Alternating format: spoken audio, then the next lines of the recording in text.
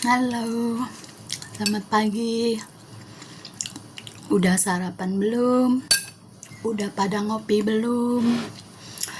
Saya doakan yang sedang melihat video saya ini dalam keadaan sehat, bahagia, berlimpah rezeki, dan dimudahkan di setiap kesulitan dan kesusahan hidup ya.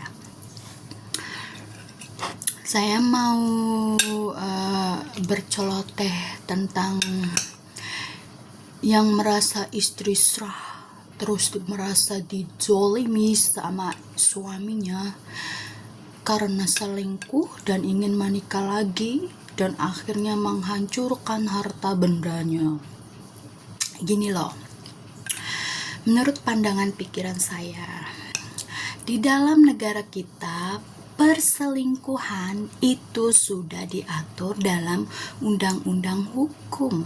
Ingat, selingkuh itu ada hukumnya, ada aturannya.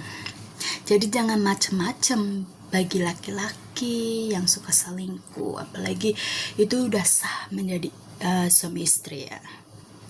Wanita dinikahkan oleh laki-laki, wanita yang menikah dengan laki-laki atau laki-laki yang menikah dengan perempuan, menikah ini dalam konteks di sini ialah di daerah saya tuh ada dua, Panaib dengan Palebe. Itu bagi umat Islam ya, bagi yang percaya dengan keyakinan agama Islam. Panaib berurusan dengan hukum yang berlaku di negara kita, yaitu undang-undang kemasyarakatan ya, hukum. Palebe itu khususnya kepada rohani kita ya, karena saya ini beragama Islam. Bagi yang beragama Islam itu ya jalurnya Panaib. Yang nggak tahu ya agama lain saya nggak tahu, karena saya nggak terlalu kepo dengan bagaimana peraturan agama lain dalam mengikat antara perempuan dan laki-laki untuk menjadi suami istri ya. Tapi menurut pengalaman saya, di daerah saya itu punya adat dan punya ketentuan kalau laki-laki dan perempuan ingin bersatu dalam konteks berumah tangga, istilah suami istri itu, maka dihadapkan para saksi kerabat-kerabat atau keluarga terdekat atau tetangga, saudara ya, datang berkumpul. Ada Panaib, ada Palebe, kedua orang tua, tentu yang kalau ada punya orang tua, kedua orang tua ya. Nah, seperti yang saya sudah jelaskan, kalau Panaib itu mengurus hukum yang berlaku di negara kita, dan Palebe itu ialah jalurnya kepada keyakinan kita, yaitu terutama agama Islam ya. Palebe itu di daerah saya namanya Palebe ya, yang nggak tahu di daerah lain, karena di lain desa, lain tempat lain namanya ya. Kalau daerah saya itu Palebe ya. Jadi dalam konteks sakral waktu pernikahan disebut akad nikah ya. Akad nikah itu ada pengucapan, ada penulisan. Nah, di situ Pak Naib bertugas untuk mencatat nama kita, nama suami kita, dan mendaftarkan ke lembaga hukum yang berlaku di Indonesia, di negara kita. Dan Palebe bertugas untuk mengambil janji, untuk mengambil itikat. Maksudnya kan itikat dalam ijab kabul yang diminta pertanggungjawaban itulah laki-laki ya. Yang berhak untuk bicara itu laki-laki kan, yang perempuan itu diem kan, cuma mendengarkan. Tapi waktu itu saya sebelum akad nikah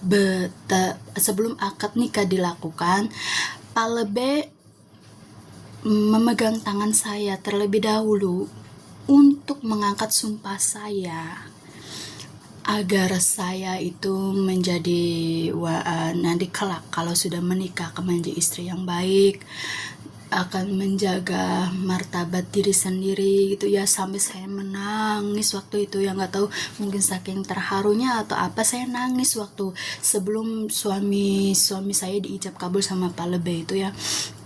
Saya dipegang dulu tangannya dan mengikuti kata-kata Pak Lebe yang nggak tahu waktu itu ya, nggak tahu, saya lupa ucapan Pak Lebe yang menuntun saya untuk berkata supaya saya mengikuti kata-kata Pak Lebe.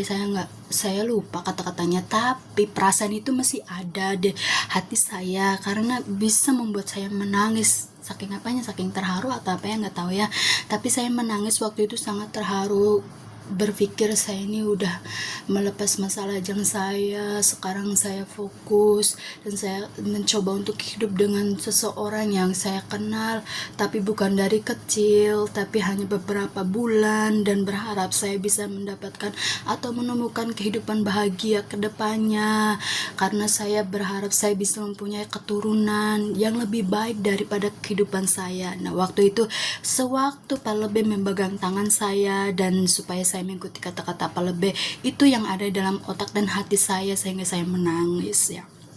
Nah, setelah Pak Lebe setelah saya sudah menghabiskan kata-kata Pak Lebe supaya saya mengikuti kata-kata Pak Lebe itu, barulah suami saya yang dijabat tangannya dan seperti yang biasanya orang laki-laki menikah ya, ijab kabul namanya ya. Setelah suami saya selesai mengucapkan kata ijab kabul, terus saya disuruh sungkem sama suami saya, kedua orang tua saya, dan saya terus berkeliling kepada tamu-tamu saya untuk mengucapkan terima kasih dan merasakan kebahagiaan yang saya rasakan setelah saya sah menjadi istri suami saya ya. Nah, dari situ cobalah pikir, kita ini istri sah, kita dilindungi oleh agama, kita dilindungi oleh hukum, kita diberkati oleh agama. Jadi wanita itu sangat berharga. Kita dilindungi oleh hukum, kita diberkati oleh agama. Jadi kalaulah suami, maksudnya kita menikah dengan saya nih ya, menikah dengan seseorang yang saya pilih, oh dia itu mungkin cocok buat saya mau nikah sama dia, karena saya menikah saya mau sama dia, bukan saya pasrah, dia suka sama saya enggak, saya mau sama dia ya, saya mau menikah sama dia karena saya menikah itu sudah melihat resikonya, karena saya tahu latar belakang dia kayak gimana, pekerjaan dia bagaimana. Tentulah sebelum menikah itu sudah terbayang, oh mungkin akan menjadi begini, tapi tidak berpikir ke jalur yang kalau dia akan menyakiti saya, karena saya tidak membayangkan sebelum menikah itu dia akan menyakiti saya, tapi saya membayangkan sebelum menikah tuh financial ekonomi saya, oh mungkin akan seperti ini, karena saya tahu latar belakang pekerjaan dia, keluarga dia, itu yang saya tahu selama 3 bulan perkenalan sama dia. Dan dari situ saya menyaring ke depannya, oh saya bakal seperti itu kehidupan saya dengan dia. Tapi saya niatkan lillahi ta'ala, selagi saya di jalan yang benar, pasti yang mempunyai kehidupan pasti akan memberi kebaikan di balik kesusahan, di balik keburukan yang akan saya jalani ke depannya nanti. Dari situ seharusnya mungkin ya, kebanyakan wanita menikah itu ya mungkin ada yang melihat dari wajah, ada yang melihat dari kesuksesan, harta gitu ya. Tapi kan saya juga menimbang diri saya sendiri juga, bagaimana keadaan saya gitu. Tapi yang terfokus ialah kekuasaan ilahi. Kekuasaan ilahi Tuhan itu yang membuat saya berani ya, lillahi ta'ala, saya mau menempuh kehidupan baru dengan lelaki itu. Insya Allah hidup saya pasti diberkahi. Nah, Kalau saya melihat seorang wanita yang sudah menikah, terus karena keadaan ekonomi, terus dia pergi kerja di luar negeri, meninggalkan suaminya di rumah, terus kan ada hasilnya, bisa membangun sesuatu, tapi pasti ada aja musibahnya karena lelakinya mungkin gak tahan gitu ya. Jadi kan mungkin karena lelakinya egois, tidak memikirkan bagaimana keadaan istrinya gitu. Kenapa istrinya bisa menjadi TKW atau bekerja di luar negeri dan menjadi jauh dari dia? Karena satu, sang suami tidak bisa memenuhi kebutuhan, atau sang suami itu maksudnya sudah si istri tuh udah memikir taraf level maksudnya taraf kehidupan saya ini akan begini-begini terus kalau saya tidak berjuang atau maksudnya membantu dalam ekonomi suami. Nah, kalau sang suami tidak berpikir secara pemikiran sang istri, mungkin dia beberapa laki-laki suami istri saya udah jauh nggak bakal tahu lah kalau saya punya wanita lain. Itu salah dia jauh dari saya nggak bisa hidup tanpa seorang perempuan gitu kan. Banyak laki-laki kayak gitu berpikirnya, dan terjadilah perselingkuhan ya. Mungkin karena sang istri itu sudah terlalu lama, terus akhirnya sang suami itu berani ya, mempunyai pemikiran berani. Salah siapa dia jauh dari saya? Akhirnya bawalah si istri selingkuhan itu, karena sudah nyaman dengan selingkuhannya, akhirnya dibawalah ke rumah yang hasil jerit payah bekerja istri sah di luar, di negara orang, agar mempunyai tempat hidup yang layak untuk suatu saat berharap sang istri sah itu bisa nanti ketika maksudnya sudah tercapailah target apa yang dituju, dia pergi ke luar negeri itu sudah selesai dan mau hidup bersama lagi dengan suaminya, tapi sang suami malah mendatangkan wanita lain dan melakukan sesuatu yang di luar jangkauan istri sah. Mbak, sebagai sisra, tenang. Kita dilindungi hukum, sabar. Jangan hancurkan harta benda yang sudah kita kumpulkan selama berhari-hari, berbulan-bulan, bertahun-tahun hanya karena nafsu kita yang merasa tidak adil. Kenapa saya bekerja keras di luar negeri sedangkan suami saya malah enak-enakan dengan wanita lain? Tenang, Mbak. Sabar, saya punya solusi. Dalam pernikahan, jika lelaki atau perempuan selingkuh bisa dijerat hukum, bisa dimasukkan ke penjara. Ya, dengarkan sini Mbak.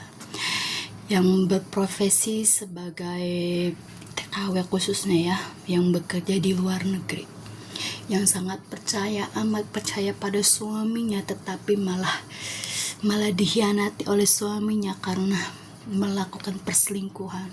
Tenang Mbak, apalagi dengan terang-terangan suaminya itu membawa selingkuhannya masuk ke dalam rumah dengan jerit payah, tenaga, waktu yang sudah maksudnya yang sudah dikorbankan untuk mendapatkan sesuatu itu ya. Tenang Mbak, ada hukumnya. Tinggal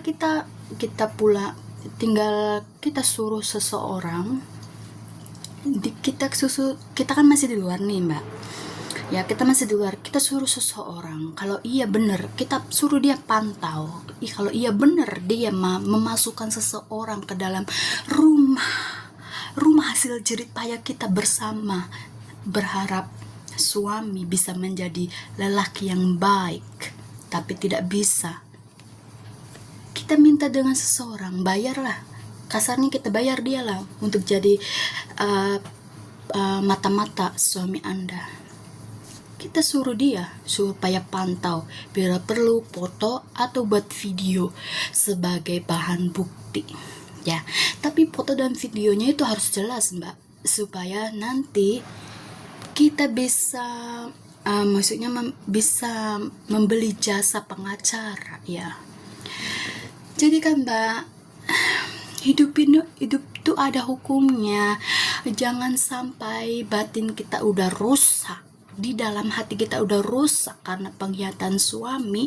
Jangan sampai maksudnya bukti dari pengorbanan kita kayak rumah atau apalah dihancurkan. Bukan rumah atau sesuatu yang sudah kita buat dengan menggadaikan waktu kita tuh dihancurkan, bukan, tapi si manusianya yang kita hancurkan. Bukan harta benda kita, tapi manusia itu yang kita hancurkan dengan cara hukum.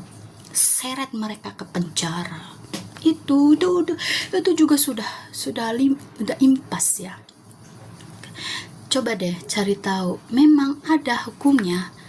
Kalau kita punya barang bukti, kita bisa seret itu selingkuhan dengan suami ke dalam jeruji penjara.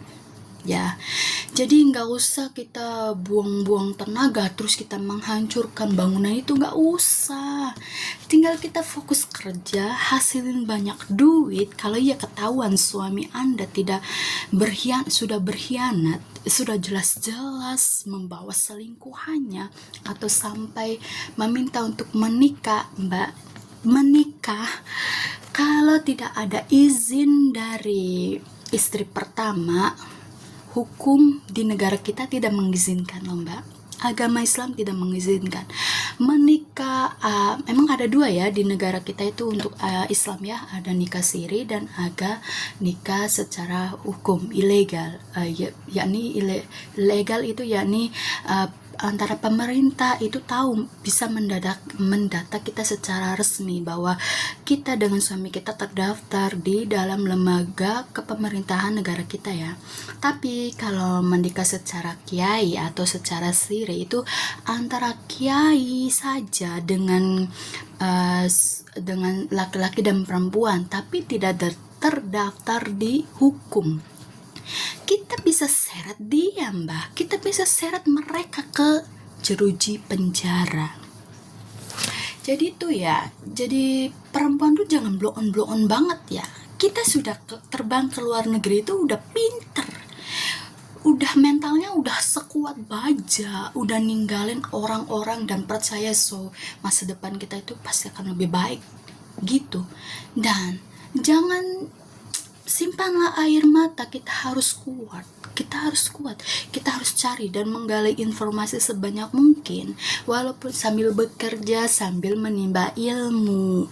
Jadi kalau ada suatu saat ada ting bating ya, yang diharapkan kita tuh ya baik-baik saja ya antara kita dengan suami dan tidak ada permasalahan apa-apa. Jangan sampai terlibat ke arah perselingkuhan yang nyata, yang jelas dipertontonkan oleh suami kepada publik bahwa dia membawa seorang perempuan masuk ke rumah dan melakukan sesuatu di luar jangkauan, bahkan sampai mengucapkan kata-kata saya mau menikah lagi. Itu sudah fatal ya. Jadi sebagai perempuan itu harus pandai ya, apalagi dari laki-laki sudah tidak bisa mencukupi tentang masalah ekonomi aja, itu sudah di luar jangkauan perempuan ya. Ya kalau mbaknya nerima gitu ya, udah nggak apa-apa, sang suami tuh dapat kerjanya segini doang, levelnya gini, banyak menerima, udah diem di rumah ngelayanin dia gitu kan. Apa yang suami dapatkan terima, bagaimana keadaan suami, bagaimana ekonomi yang didapatkan terima, diam duduk di rumah, itu lebih baik. Tapi kalau sebagai istri sudah berniat, udah bertekad, oh saya mau pergi ke luar negeri, saya mau merubah hidup saya membantu suami saya, itu dari situ udah mulai membuat jalur dua arah ya, antara suami sejalur dengan pemikiran Mbak, dan bertahan sampai Mbak itu pulang dari luar negeri dan hidup bersama lagi, ataupun suami melenceng ke arah lain karena nafsu dan bisa menahan diri dan tidak bisa menahan sendiri gitu. Tapi melenceng ke arah lain, tapi Kalau suami Mbak tuh masih sayang, cinta, dan ingin hidup bersama lagi, suatu saat dengan Mbak tuh melencengnya mungkin tidak ingin dipertontonkan, diperlihatkan di mata umum ya, mungkin diam-diam gitu ya. Jadi tidak ada bukti. Tapi kalau suami sudah melenceng terus dengan jelas-jelas dan terang-terangan membawa aib dia masuk ke rumah yang sudah Mbak dan suami Mbak perjuangkan, itu sudah tak bisa dimaafkan dan bisa menjauhi dan bisa menyeret mereka ke dalam jalur hukum. Jadi pesan saya dalam video ini, semangat yang sedang bekerja di luar negeri, khususnya ibu-ibu yang sedang bekerja di luar negeri, yang berharap bisa kehidupannya lebih baik, karena seorang wanita yang sudah bertekad meninggalkan anak, suami, dan bekerja di luar negeri itu udah benar-benar harus kuat ya. Dan sekian cerita dari saya. Jadi kita sebagai perempuan itu harus pinter, harus tahu hukum. Jadi jangan mengandalkan nafsu ya. Kalau ada apa-apa yang salah dengan suami gitu kan, kalau suami nggak bisa diomongin, terus terang-terangan berbuat yang benar-benar menyakiti kita harus cari solusi yang lebih baik ya. Jangan sampai kita rugi waktu, kita rugi uang, kita rugi materi hanya karena satu manusia yang dianggap suami tapi tidak bisa mengasihi, menyayangi kita yang sedang berjuang di luar, yang sedang berjuang di negara orang untuk kehidupan kebaikan bersama ya. Jadi yang terpenting itu sayangi diri sendiri sebelum menyayangi orang lain. Tapi kalau orang lain yang kita sayangi tidak bisa menyayangi kita, tinggalkan ya. Terima kasih yang sudah melihat dan menyaksikan video saya dari awal sampai akhir. Semoga diberikan kesehatan, dilimpahkan rezeki, dan dipermudah di setiap kesusahan dan kesulitan. Terima kasih. See you in my next video.